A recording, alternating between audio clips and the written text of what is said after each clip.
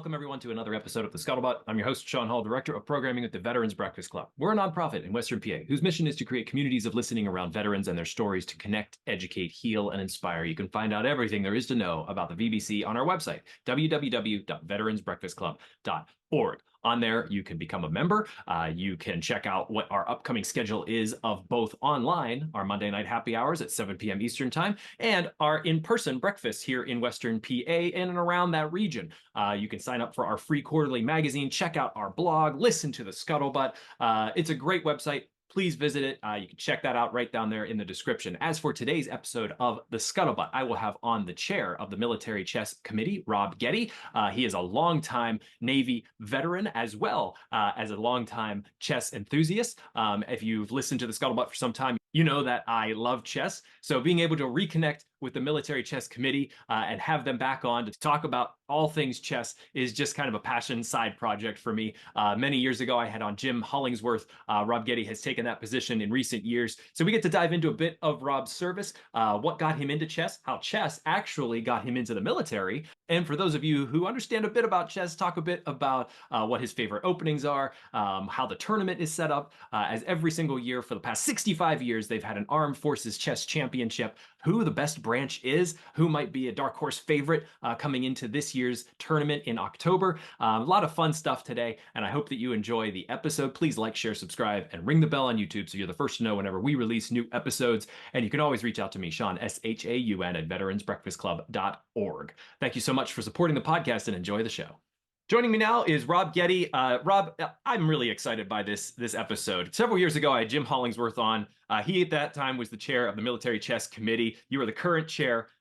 People who listen to the Scuttlebutt know that I have a passion for chess, because I'm just sort of giddy about being able to get the chance to talk with you today. But love for you to introduce yourself. Welcome to the Scuttlebutt. Thank you. Rob Getty. I'm a retired commander for submarine forces in the U.S. Navy. Currently work as a Navy civilian.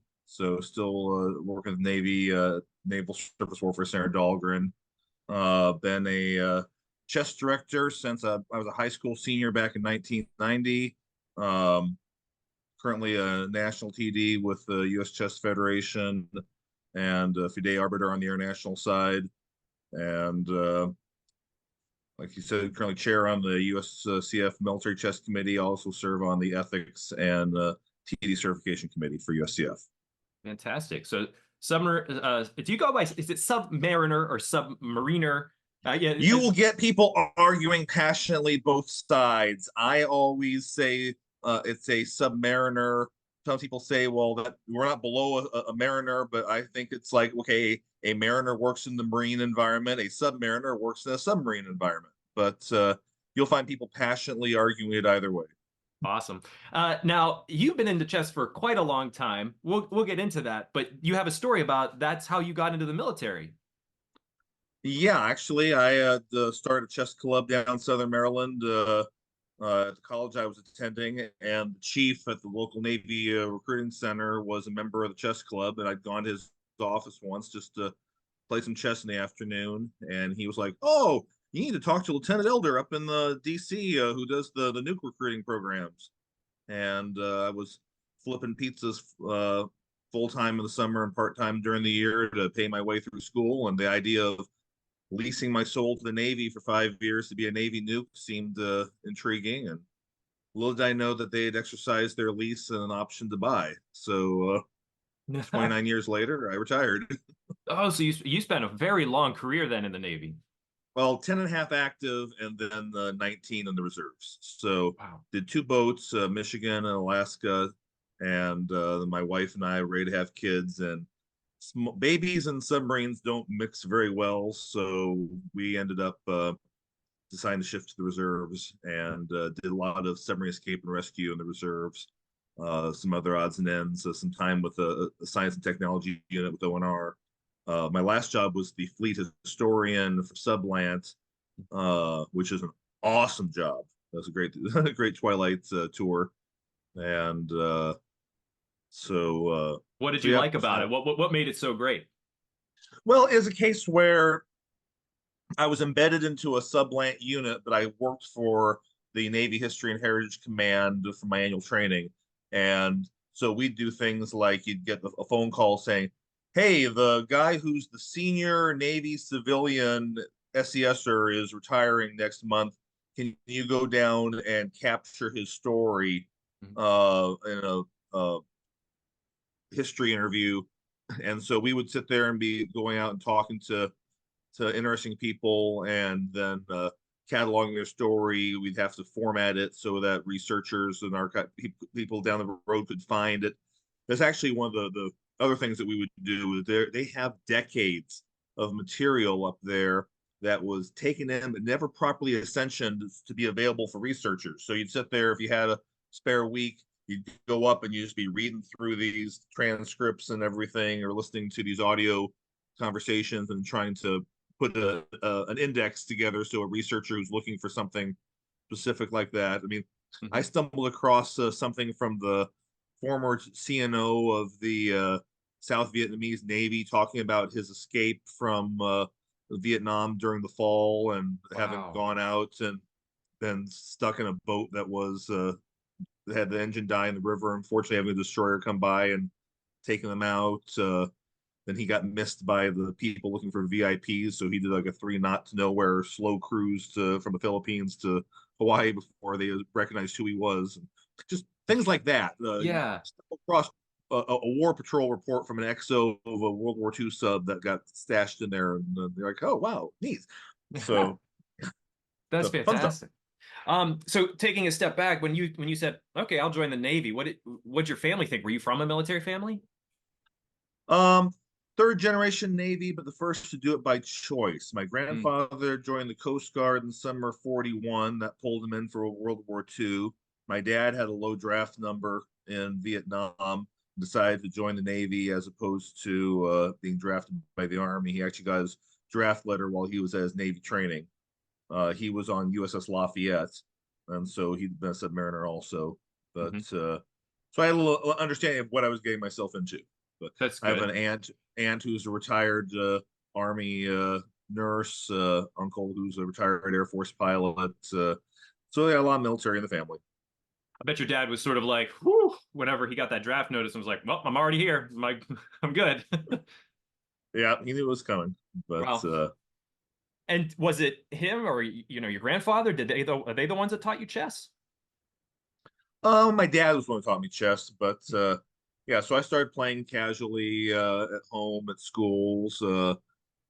Played some random scholastic things. It wasn't until eighth grade that I had a actual chess club at school I started doing stuff with, and then started actually didn't join the U.S. Chess Federation until I was a high school senior. We were doing some scholastic back in the JTP program where they had the uh, case where kids who were doing school tournaments could have free memberships just to play only in the school Hmm. tournaments. And then I just got interested in directing, and I was living in Mississippi at the time, and there was a nice gentleman there who did almost all of the Mississippi directing. He recognized I had an interest in it, and so he was starting to back in the era of pairing cards and everything. No computer pairing, so he'd let me sit there and try to pair around with the cards, and come behind me and show me what might be better, or what was good, what was bad, how to do transpositions and things like that. So Hmm. a lot of the new the current directors never used pairing cards, so they've never had the ability to explain to people of the well, how these transpositions work. Why I'm supposed to be playing this person? Why am I not playing this person? Yeah. So it makes it a little easier to explain. Okay, well, look at your pairing history, color history, and whatever. So And pairing as in like in chess speak, in pairing as in pairing somebody up against you that is of the similar skill set. pairing referring to assigning your opponent for the next round. Okay. So as opposed to people are used to seeing the NCAA tournament bracket where one's playing 64 and two plays 63, and it's all Hmm. set up where you know who you're playing throughout the round. For most big chess tournaments, they use the Swiss system, which basically every round takes your score into consideration and pairs you against somebody who has a similar result, where they take the top half and they pair them against the bottom half. So if you had 16 players in that point group, 1 through 8 plays 9 through 16, and but you will sit there and you don't want someone playing 3 blacks in a row, so you might have to sit there and flip some people to make the color alignments assignments work out. So you get nowadays the high level tournaments, you almost never see people come in on time because all the grandmasters, international masters are up in their rooms on chess base looking up what their opponent plays. Hmm. And So they really they have an expectation of who they're going to play. They want the pairings posted early, and if they're not playing someone they expected to play, they want to know why. So how long after you first started playing when you were a kid were you able to beat your dad? Um, Probably somewhere in high school. So he was pretty advanced and able to kind of like teach you through openings, middle games, end games, and really just like develop that passion, or he just sort of played. No, he just sort of played. It was I had a coach in 8th grade who was the one who first taught us more opening theory and stuff like that. Was it that early passion that like what about the game really drew you to it and kept you playing? I don't know. It's something where I always enjoyed playing chess because it was. I mean, you have to think strategically and tactically. You have to think ahead. It's not just random luck where, darn it, I rolled a 7 and I didn't roll a 9, so I didn't win. And Right. Game so of just life. yeah. So I don't know. It just always felt good to play. So I'm actually on a little bit of a hiatus from rated chess right now. I had 3 very bad results in the last 3 tournaments I played, and I just needed to say, okay, guys, take a step back and just sort of regroup. Uh, that's like a lot of post COVID that we still have people who played a year or two online, and their strength is a lot higher than their ratings. So there's still some shaking out happening right now where you're playing people whose rating indicate they should be at this level and you're supposedly here, but they're really playing at that level. So when you lose to them, it's still by the system makes it look like you lost to somebody a lot weaker than you are when they're actually stronger. So Yeah. it'll probably still take another year or so to shuffle through that and get all stabilized. Yeah, I know the tech boom and sort of and that COVID, and I went through that myself. Like COVID hit, I turned 40, and I was like, I always loved chess. I always really enjoyed it, but I never understood it. And then I sort of said, okay, well, maybe it was a midlife crisis, but I sat down and said, I'm going to start to learn this game. And I Mhm. think one of the first things that sort of really surprised me about it was it wasn't just moving pieces. I thought, as you sort of go basic theory of just like take the center, connect your rooks, get your pieces out, you start to like sort of develop that sort of idea. But then you start to get into like, oh, there's 3 phases to this game, and you're playing all 3 phases. You're not just trying to like rush in and checkmate as fast as you can because that can really backfire. Um, Right. so, you get into the Navy and you're continuing to play during this. Did you know about the U.S. Armed Forces Chess Championship during this time? I knew about it, but historically, all the armed forces stuff happened in the DC area, and I was stationed on the West Coast, and so never had a chance to play any of those events. Uh, I would every now and then play in Washington Open or National Open in Vegas. Every 3 4 years, I try to slip down there and have a little mini chess vacation uh, down there. But yeah, it wasn't really until I got back into Virginia that I started getting more active in the military chess, playing the Armed Forces Open, and also starting to work for the Virginia Chess Federation, the state USCF affiliate. Uh, 2 of the people who were very active in directing and organizing in VCF, Mike Hoffpower and Ernie Schlick, were both military veterans. Ernie was a retired Navy. Mike was a retired Army colonel. And so uh, that sort of pulled me into a little more of the military activity from being involved with them. Uh, so they're very good mentors to have.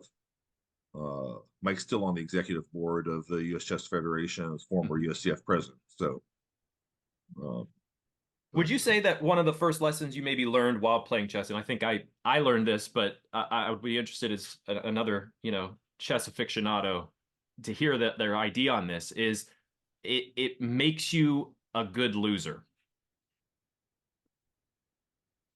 it should make you a good loser. I mean, there's definitely people who don't subscribe to that. You see all types playing, but I mean, I always try to tell people I learn a lot more from a loss than I do from a win.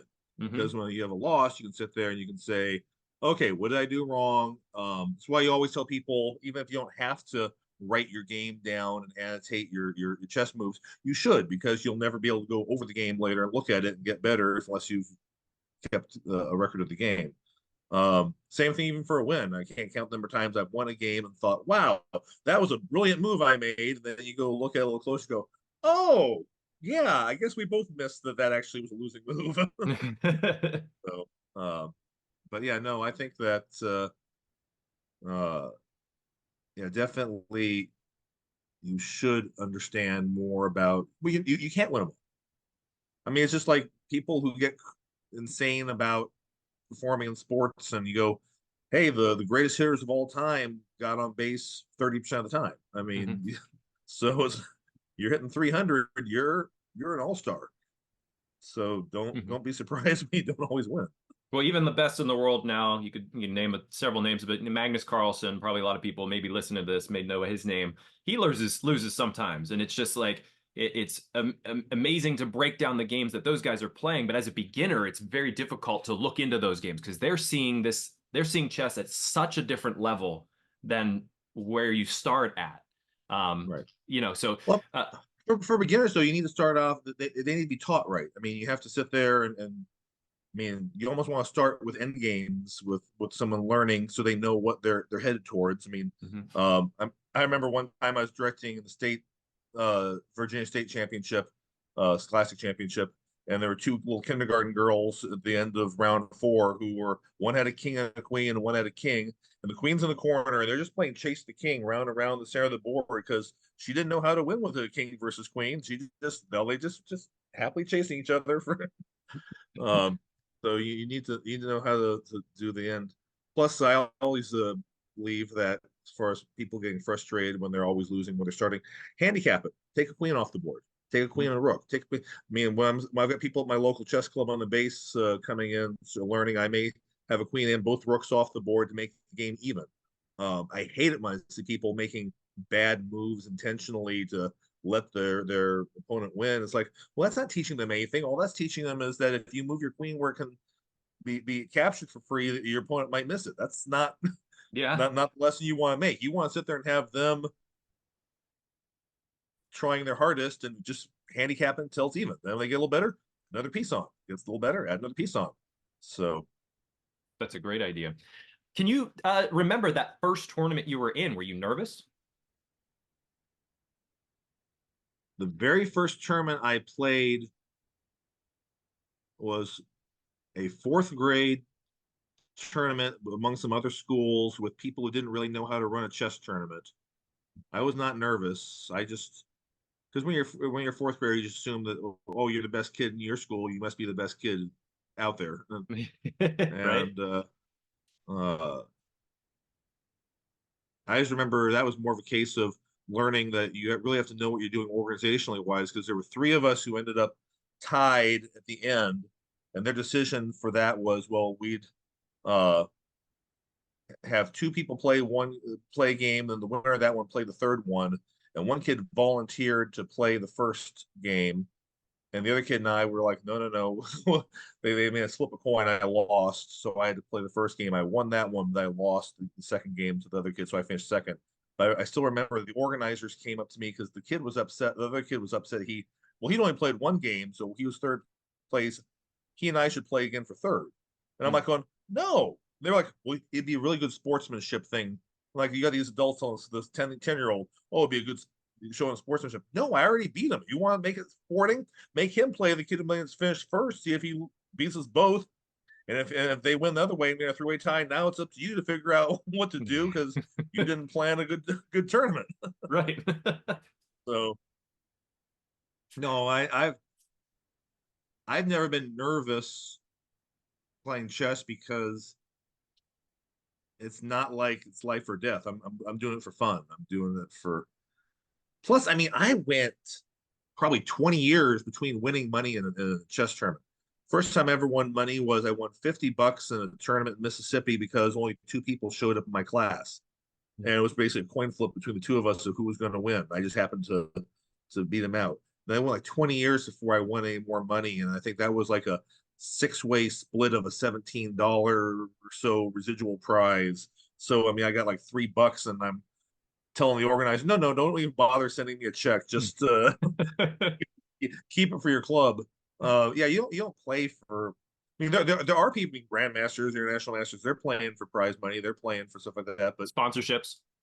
yeah, the rest of us. I mean, I'm just playing for fun. So it's. I mean, I never get upset when I lose and I've played well. I get upset when I lose because I just made some stupid blunder. I mean, Right. that's frustrated. Yeah, it's hard But not to get down on yourself whenever you throw the pawn out there and you blunder your rook and you're like, why did I just do that? Like, what process in my brain thought that's the best move right there? I'm gonna do it. yeah, Uh, so so as you started serving, did you continue to play? I mean, like casually on the ship?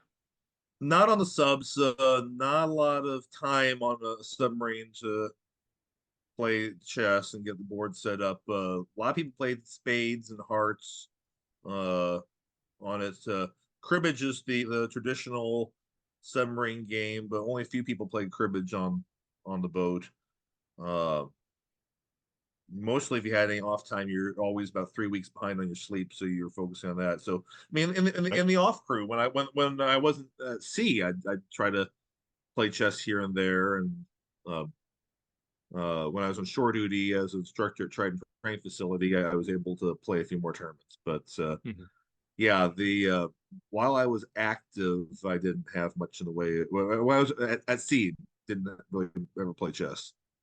So, What would you say? What would you say is your best win that you've ever had? well, rating wise, it was when I was accused of cheating. Um, Interesting. That's big in the news right now. yeah. Yeah. So,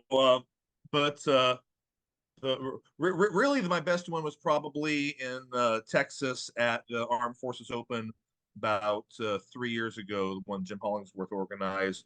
I managed to pull off a draw against a guy who was about 500 points rated higher than I was, and uh, was deliriously happy with managing to salvage the draw.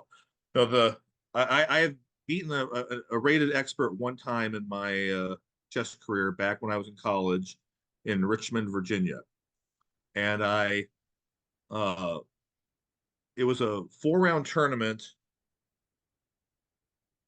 and they did 2 rounds really fast time control and 2 rounds in a slower time control, and basically for chess players. They're broken up into masters, experts, then A, B, C, D, E, and theoretically, you should beat a person who's the same relative spot of you with the level above you about 3 times out of 4. Mhm. Two groups up, you should burn about 9 times out of 10. So, so I was playing a guy. I was a Class C player, and I played a Class A player the first round.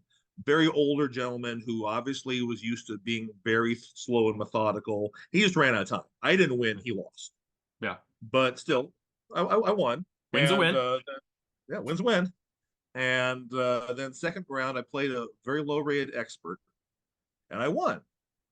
And I'm all happy. And some of the masters who were playing the tournament started saying I was probably a sandbagger. It was someone who would artificially lowered his rating to be able to win other lower prizes. And I Mhm. said, no, wait a minute, wait a minute, wait a minute. I played the Atlantic Open last month with at least 10 people who are in this tournament who saw me playing. There were $1,200 worth of class prizes in the Atlantic Open. I didn't make any money. why would I throw a $1,200 class prize tournament for a tournament that has a $50 class prize? They said, well, we still want to see your game. Sure. So we went over into the little side room. I've got my score sheet. And I start going through my game.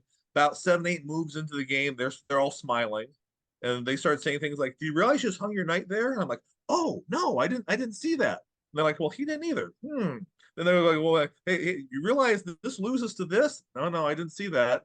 Even at the very end, the guy could have dropped his bishop on diagonal that was controlling my queening square for a pawn and guaranteed himself a draw, and he didn't. And Yeah. so I ended up winning the game. And so they went from obviously you're a cheat to not only are you he threw the game to you to lower his rating back below the threshold of being an expert and an A-class player to be competitive for A-class prizes. And you played so poorly that you really made him work hard to lose the game. So that was sort of embarrassing that they went from, no, you're not cheating. Actually, you played so badly that he really had to get creative to lose to you. So still counts in the books Wow. as being an expert. And then the sad thing was I played a master in the third round who thought I was just a Christmas gift come early to play a C-class player when he was still in prize contention, Yeah. and lost to him. I lost to an A-class player in the fourth round. I didn't even win the stinking C-class prize because I had 2 wins and 2 losses, and it went to a guy who started loss, draw, win, win, and came up from the bottom. Oh man. So, so yeah, so it's tricky, yeah, because cheating is one of the hard things that we're having to worry about now from an organizational perspective. I occasionally will direct for the Charlotte Chess Center, and Grant and Peter, who run Charlotte, are very uh, proactive trying to work on anti-cheating measures. We do random metal detector checks of players, Mhm. looking for any sort of hidden devices. Uh, you've got bathrooms that are segregated off of players only, so you can't have any spectators going back in there, so no one can be swapping off things. And uh, yeah, I mean, because you're trying so hard to make sure everyone's having a fair tournament, and Right. it's just sad level some people will go to try to win when it's not. It's like, why? I caught a guy cheating in the Virginia championship years ago when they first started allowing electronic score sheets. So Hmm. you have basically a little Palm Pilot type thing for score sheet, and uh, this guy won his first 4 games, was winning his fifth game, and we'd had some people say that they'd seen a previous tournament he'd done where just he was playing better than he should have been, and we were trying to keep an eye on him, but we hadn't seen anything specific. And in the fifth round, he was playing a kid who I had watched at the state scholastic championship for a couple years. Hmm. I'd seen him lose. I had never seen him crushed, and this Yeah. kid was being crushed. And so, just for complete thing, I went over just to look at the guy's score sheet, electronic score sheet, just to make sure nothing out of the ordinary was wrong. As soon as I come over, kid powers it off, and so I just reach over, take it from him, power back on.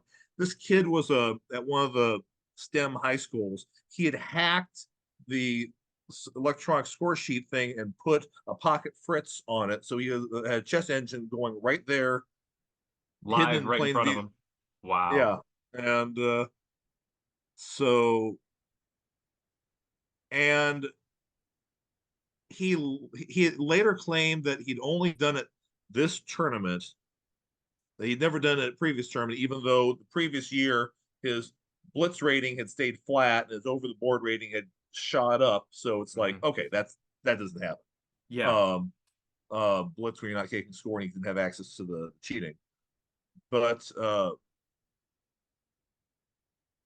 part of it, I think he had parents who were teachers, and like you sit there and you go, you when you're a kid, you may not think through all the consequences of Hmm. you cheat once, and all of a sudden everyone's so proud of you. We knew you could do it. Hey, great! And now, even if you only meant to cheat once, you sort of feel now you have to keep cheating because you now you don't want to disappoint people of a certain expectation.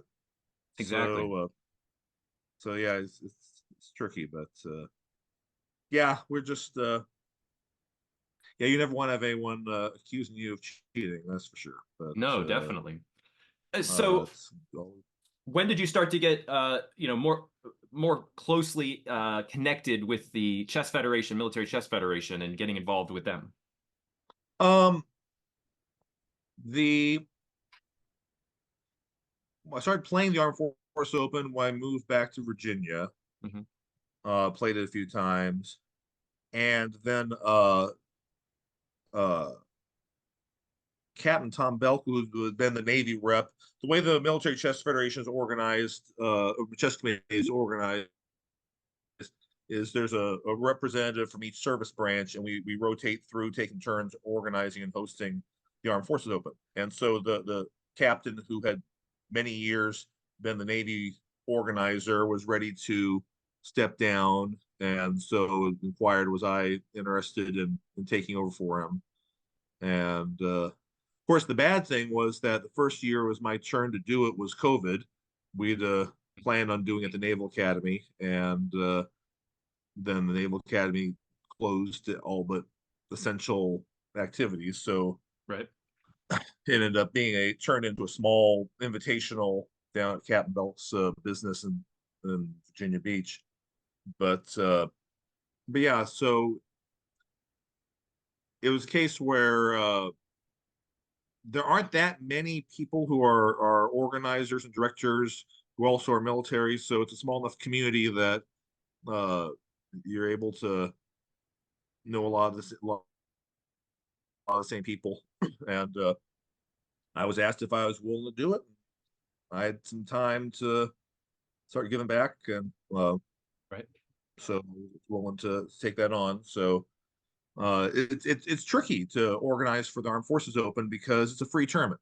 We are doing this to support military chess, uh, and with it being no entry fee, you also have to work hard to find a location for the event. We try to do it on military bases so we don't have to pay, Hmm. because that's usually the biggest cost for any chess tournament is the playing site. Um, like I said, traditionally it's been done in the DC area. I mean, it's been Henderson Hall, Fort Belvoir, uh, different places around here, down to Norfolk, uh, and the went out to Colorado for the Air Force Academy once. And this year Been it's going to be the 65th, and it's at the U.S. Naval Academy in Annapolis this year in October. Yes, that back at the Naval Academy, which is a good deal for all the service academies, because the cadets can stay for free at the Naval Academy, just like when we went to West Point, the Hmm. midshipmen could stay at West Point, so it keeps the service academies costs down to do that. So, but yeah, we're really looking forward to it being there in Annapolis. It's a beautiful Is site. is there a score kept over the years? Like anybody here can sort of go to Wikipedia, find U.S. Armed Forces Chess Championship since 1960. This has been going on. Has there been a score sheet of like the Air Force has won this many times, the Navy's won this many times? Is there a strong, inter-service rivalry? And most importantly, who do you think, and maybe as a Navy veteran, you might be biased, is the best branch of the military for chess? It changes year to year. There are some players who've been playing for many years who uh always always do well, because it's a team championship and individual championship. So uh there are some strong Navy players, some strong Air Force players. The Army uh dominated in the inter service uh for the service academies competition last year. Mhm. Um, so yeah, it does really. There has been one branch that typically always dominates year after year. There's a lot of rotation as to who is strong, and plus, like I said, with it being a team event, also even if you have a person who could win it every single year individually, you still need three other players to score well to help from a team perspective. So Mhm. I've never finished high enough for my score to count towards the Navy team results. So that's my next goal. I've been top D class player 12 years ago, and I was top C class uh, uh, C class player 3 years ago. But I've never scored enough to have myself count towards the Navy team. So, And I see but on I see on Wikipedia that like 2 years ago, Addison Lee was the winner from Academy Cadet. Uh, this one was down in New Jersey or over New Jersey. yes, Is he still playing, or who is like the odds-on favorite this year to sort of take the? I don't know who I would call the odds-on favorite because there are several former winners who I expect to be playing. Mhm. Plus, especially with the active duty side, you never can tell when someone who might be a dominant player's military obligation just precludes them from playing that weekend. True. So, for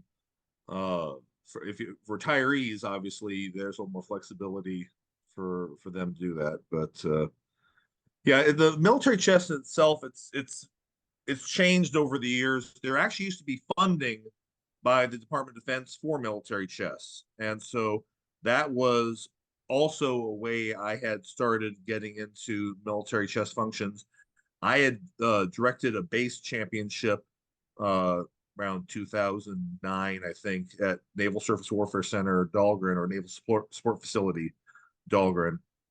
And at that time, there was an Air Service Chess Championship that was played to determine who the United States would send off to the NATO Chess Championship. Mm. And Dahlgren had put in a bid to host the Inter Service that didn't get accepted, but the Navy said, hey, why don't we have a Navy championship tournament in Dahlgren so we can select our representatives to the Inter Service Championship uh, by people who win the Navy championship, as opposed to historically they just took the strongest rated players Yeah. who applied. And so we did that at Dahlgren. And the next year, they asked me to fly out to Meridian, Mississippi, and hold a tournament there. And then the year after that, their funding got cut for military chess, and so the inter service hasn't been held, I think, since 2011, 2012 time frame. And so then the military chess committee for USCF really took over all those functions.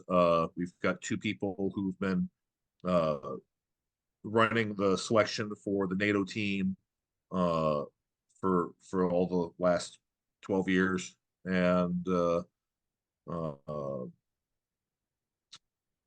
then the Armed Forces Open became the military chess event instead of just that and the inter service. So, And at the Armed Forces Chess Championship, as I'm understanding it, it's not just active service. Veterans like such as yourself can play, and there's a separate tournament for that as well.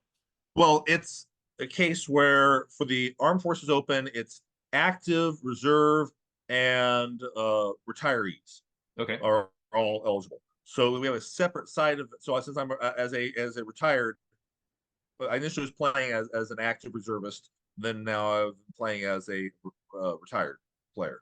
Uh, we have a side event that got started up about 5, 6 years ago, I think, by Mike Hoffpower uh, for a Veterans Open that you can just play having served at any time.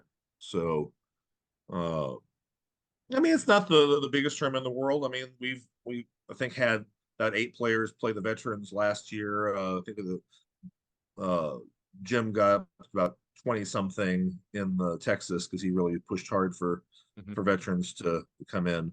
Um, we typically have about 60, 70 players in the active reserve retired side. So it's a small national championship event, but it's cozy. You know, a lot of the players, and so it turns into a social too. So That's part of it. That's something I also, really found not just playing online. Online's not very social, but getting into like a group, I always find it fun here in Western PA. Like I found a group of I call them septa-octogenarians that I kind of go and hang out with and just get to play chess with. And usually they wipe the floor with me, or I might be able to get into like, a semi good game with one, but I'm there to have fun, talk to them, learn a bit of chess because they've had decades of experience playing. Well, switching up gears a bit, what would you say is your favorite opening that you come out with if you're white, or your first move with black? Well, I always play the Ruy Lopez as white if I have an opportunity. That's where king pawns come out, uh, white king knight, black queen knight, and then you bring your bishop out to attack the queen knight. That's one of the old classic uh, openings. Um, and I played the exchange variation where you exchange the bishop for the knight early on, because I don't think that as many people play the exchange variation, so it gets you a little to something on your side. Also, as black, if someone plays an e pawn opening, there are a lot of ways where normally it's e4, e5, king pawns coming out, and if they follow it up with their king knight, if you just go back out with your queen knight standard, they could play Ruy Lopez, they could play an Italian, they could play a Scotch, they could. There's a lot of things you can do. So I've started playing a Petrov defense where you match them by bringing your king knight out, just because it takes a lot of your opponents out of their preparation. Um, that's been sort of my key. Like when I play and someone plays a Sicilian against me, where I bring the king pawn out and they bring their queen bishop pawn out. Uh, a lot of these players have 16, 18, 20 moves of their favorite variation of, they play the Najdorf Sicilian to this and that, blah, blah, blah. And I just honestly don't have time to memorize 18 lines of all these things. So I Yeah. play a Galopin, which is sort of an anti-Sicilian uh, pawn c3, a second one, and it is fun. I have to admit, to see people who've got all their preparation memorized out to ad infinitum, look in their face and they go, "Oh, I don't want to play this." So, How dare you not play the opening I prepared? exactly. Yeah. So yeah, some of what I do is trying to get my opponent out of their preparation sooner than later. Hmm. Uh, because I mean, I know between my between my day job and working chess tournaments and trying to get some woodworking in here and there and other odds and ends, and you just I know I would be a better chess player if I was studying 2 3 hours a day. I don't have that time, so you do what you gotta do. Absolutely. Um, so this year, you're chair of the chess committee. Mhm. Uh, how are you? You said you were part of some bad tournaments in the past. How are you making this the best tournament that you can make it? Oh, when I say I was part of bad tournaments, it wasn't that the tournament was bad, it's just that my play was horrible. So I Oh, okay. lost to I the was thinking I, maybe of that first when you were a kid, like they just set up uh, a. oh, no, no, no, no. This is a case where I just had three tournaments where I completely played horribly and just need to sit there and catch my breath and stuff like that. So for this particular case, the main thing I'm focusing on for the Armed Forces Open is just some of the extra fun things to do to add uh, some more enjoyment for the players. I mean, like I said, you're limited by the fact that there's no entry fee, so we do Mhm. get a few donations, and occasionally the U.S. Chess Federation military chess is one of the things that you can donate to online. But for the most part, being the organizer gives you the pleasure and privilege of paying for things out of pocket Oh that you want no. to do. Yeah. But yeah, so I mean, I'm just going to be trying to focus on things like, historically, we try to have some door prizes. You'll have sometimes different organizers will donate an entry to one of their tournaments. Uh, we've had that before. Uh, a chess set or something. Mm. We try to have extras for extra prizes for things like the best best attack or most tenacious defense, or Hmm. sort of like your remember the Alamo type prize for holding off in a hopeless defense. Uh, Can I ask this uh, question as a drill down on something you just said? How many chess sets are too many chess sets to own? I'm not sure there is such a thing as too many chess sets. Uh, Okay. I might have to go for the Jack Sparrow of no such thing as too much rum, but no such thing as too much chess sets. Um, I mean, obviously, I have the my tournament set, which has the folding roll up vinyl board that I take with me. Hmm. I've got a nice wooden set for home use. I've got a few other older sets that are just lying around. My aunt, when she was in Russia, picked me up a chess set with little hand carved pieces, stuff like that. But I mean, realistically, two two or three chess sets is all you need in the house. But I mean, if you just happen to pick up another set, I mean, what's harm? I mean, I got about 2 dozen sets in the basement right now for use to Hmm. play in small tournaments and stuff like that. And the Is it to the organizer's point? always in the. Is it to the point where you get the family together and dad brings out the chess set and they're like, "Oh, here we go," has it become like a passion game within the family? No, unfortunately, my wife doesn't care about chess. My youngest doesn't care about chess. My oldest does occasionally play chess. He plays more chess online. He would go through phases where for a year or so he'd be interested in playing over the board tournaments and doing things, and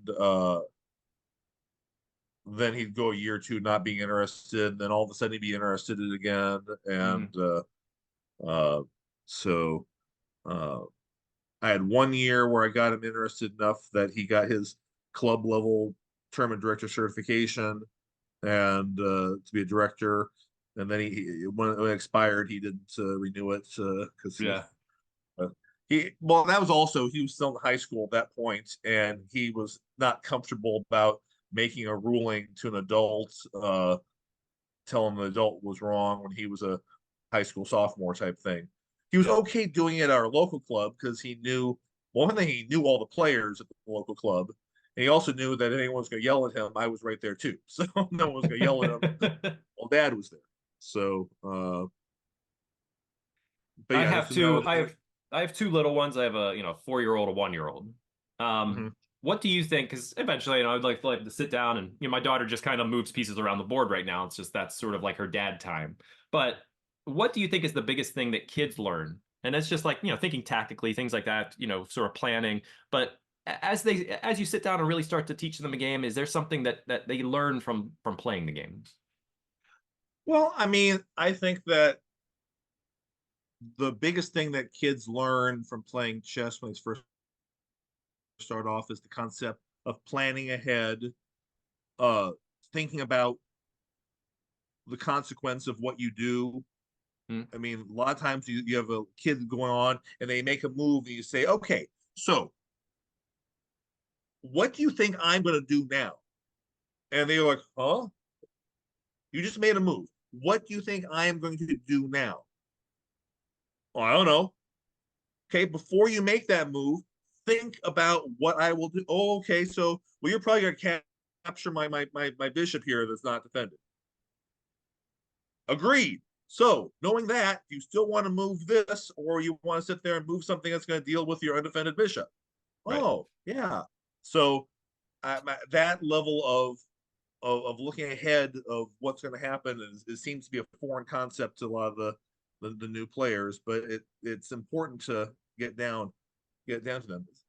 It's like when I see kids playing scholastically, they start off and they their rating is 100 because you can't go below 100, and then just the whole idea that if somebody captures you, you should capture them back if you can, takes a first little prompt jump in their rating.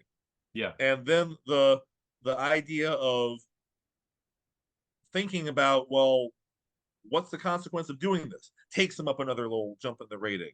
Mhm. And then they go quite a long time before you even have to understand the concept of there are named openings that you can do this, because it's just as long as you get through the concept of things should try to control the center, move minor pieces before you start moving a lot of the pawns, get your king to safety. Mhm. You don't need to have all the openings memorized if you just follow common sense on some of those things. Yeah, Right. you avoid some of the traps and things like that that are inherent, but yeah, just the whole idea of planning, organizing, um, thinking strategically. Kids initially only think tactically. They think, what can I do to win material on the next move? The idea of, hey, I am going to capture your knight with my knight, the next move. I don't care. It's a knight. It's a knight. We're even. Right. But now, look, your pawns are going to, instead of having a nice little row of pawns, you're going to have an isolated pawn here, a doubled isolated pawn here. And when we get to the end game, that's going to be a weakness. Yeah. Well, yeah, but that's 20 moves away. Yeah, but I'm already thinking about what's going to be 20 moves from down the road. Oh, well, because a lot of kids, they're not thinking what's coming down the road. They're thinking immediate, Yep. what's in front of them, and it's a good concept to get through their head that you're setting yourself up for success later, and that translates to a lot of things, not just chess. The thing that's ringing in my head is the quote from Back to the Future. You're just not thinking fourth dimensionally. uh, what and in the same vein, what do you think helped you in your military career, having learned chess prior? Did it help you in life? Maybe helped you in your military career? Well, I mean, I think just the thinking logically, thinking organized, uh, being able to put out a plan. Um, to succeed in chess or in life, you need to sit there and have some sort of long-term and short-term plan that you're executing to, and have the ability to recognize when you need to adjust the plans because circumstances aren't the same as when you made those plans. Mhm. Um, I mean, I wish I could sit there and give some really profound way that chess planning changed my life, but I mean, it's really just more of the idea of how you how you think, how you plan, what your thought process is, And laying if out you goals, and looking if you at. love the game, if you put your passion into it, play the game. Like, Yeah, what do and you yeah, think? Go ahead. I was saying, and as with anything, if you put your time into it, you're going to get better. So And chess certainly, as I've learned over the last 3 years of playing, is that the more that you put time into it, the more that you really study it. Yes, that you have that sort of quantifiable, like, I am getting better at this because I can look back at games that I played 3 years ago and say, what was I doing in that? Like, no, like that's not how you're gonna, take position and damage structure, and here's a way better move, and there's that's the sort of learning tool. The fun about it, I think. Besides like sort of the patterns that I see and it that sort of like for whatever reason just speak to me. I really like the pattern of it. What are your thoughts on the recent chess boom that everybody, including myself, sort of like are riding this wave? Queen's Gambit came out. A lot of people started diving into it. yeah, I actually remember reading that book, The Queen's Gambit, back when I was in fourth grade when it came out earlier. I guess it wasn't. It had been out for a couple years, but I read it all the way back then. Um, I would say that it was just sort of the COVID, everybody staying home, looking for something to do, and online chess is definitely something you can do from home. Caused a big chunk of the boom.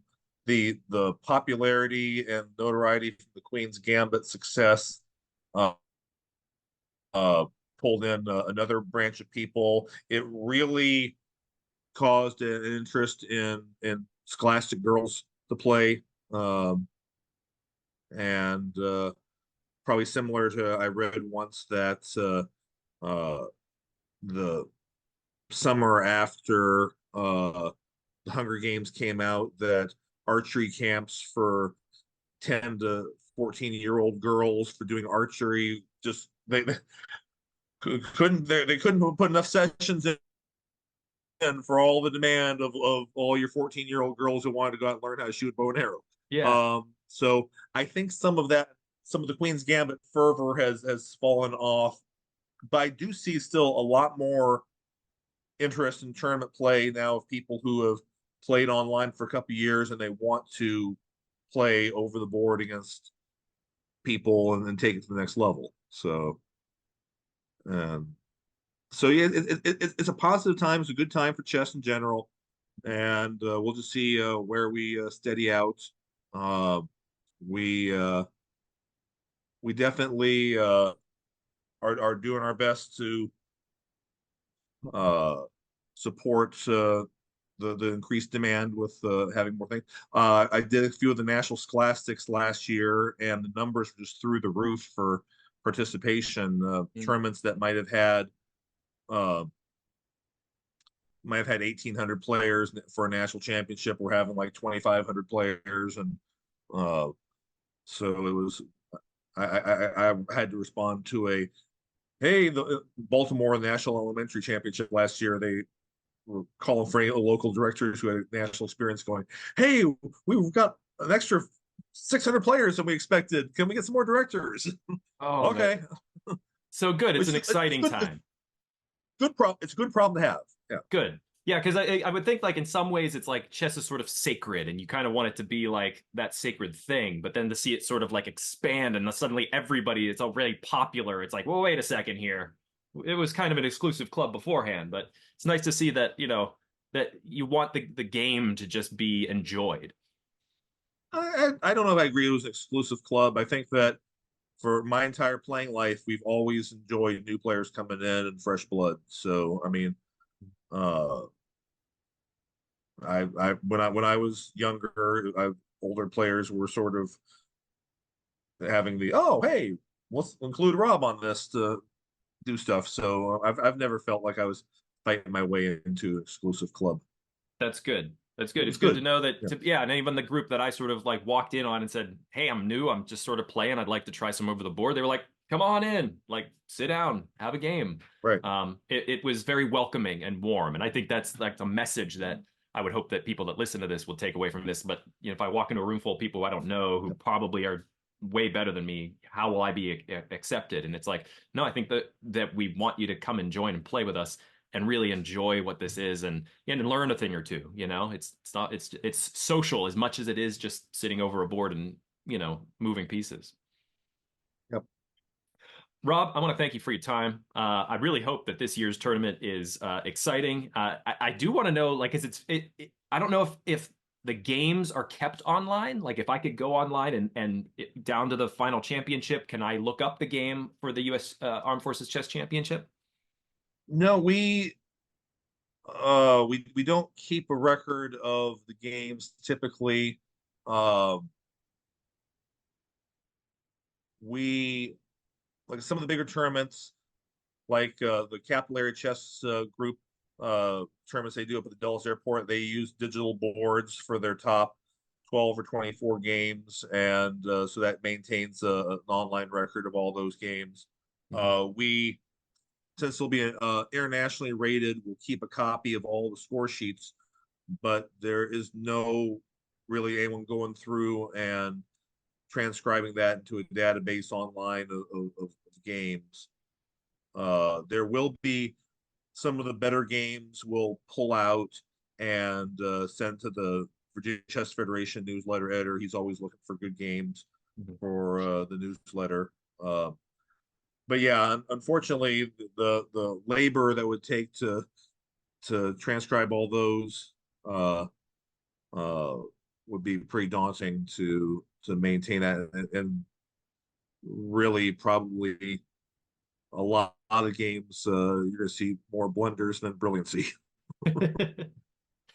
So Well, go Navy. Hope you guys bring home the win this year. But thank you again for spending the time with me. I'd love to have you back on, later this year or maybe next year, just to talk about how the tournament went, what your plans are for the future of it, different things that were enjoyable or game that you saw. So exciting. And is there a website that we can send people to that we can provide a link for? The www.uschess.org is just for the main U.S. Chess Federation. For Armed Forces Chess, that we have a Armed Forces Chess page on Facebook. Mhm. But those are usually the two main things right now. We don't have a separate just military chess website. It's the Facebook page and it's the U.S. Chess Federation home. So That's where I follow there's you. a That's there how I got connected with you. there you go. Well, So excellent. Again, thank you. And thank you for sharing some of your service. I know we have barely scratched the surface of your 26-year career, but love to see you on another Veterans Breakfast Club event here. And thank you, and hope you have a good next game. thank you. Happy to be here.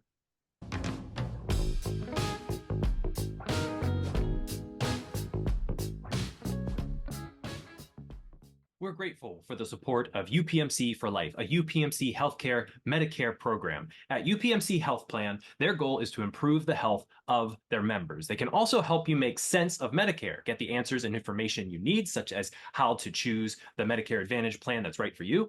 UPMC for Life offers a wide range of affordable Medicare Advantage plans, and you military veterans can save money and get more benefits with your Medicare plans. UPMC for Life has plans designed for veterans by veterans. The type of coverage you have from your service may help you decide which plan will be a good fit. If you have TRICARE for Life, UPMC for Life PPO Salute may be a good fit for you. You can view plan options, including their prescription drug coverage, compare costs, and learn about all the benefits you get when you choose UPMC for Life by going to upmchealthplan.com/Medicare. Thank you so much, UPMC for Life, for sponsoring the Scuttlebutt. Thank you for watching this episode of The Scuttlebutt. I'd like to take a moment to thank our sponsor, Tobacco-Free Adagio Health. Tobacco-Free Adagio Health has been supporting the podcast for quite some time now. We've been so pleased to be supported by them. They are dedicated to reducing and preventing tobacco use and getting the word out about the hazards of smoking and secondhand smoke. They're all about health, so they want people to quit. They have classes, nicotine replacement therapy, and a popular quit line, 1-800-QUIT-NOW. They also educate people, children especially, about tobacco use from cigarettes, cigars, pipes, chew, snuff, and other nicotine products like vaping. And finally, Tobacco-Free Adagio Health advocates for public and private policies that ensure healthy places to live, work, and play. You can learn all about what Tobacco-Free Adagio Health offers at tobaccofree.adagiohealth.org. Or you can check out the 2 Scuttlebutt episodes that featured Tobacco-Free Adagio Health. We had a wonderful representative come on to the podcast, talk to us about all the classes and therapies that they offer. It was two wonderful conversations, so I definitely direct you to both of those if you want more information, or just call their free quit line, 1-800-QUIT-NOW. Thank you again, Tobacco-Free Adagio Health, for your support.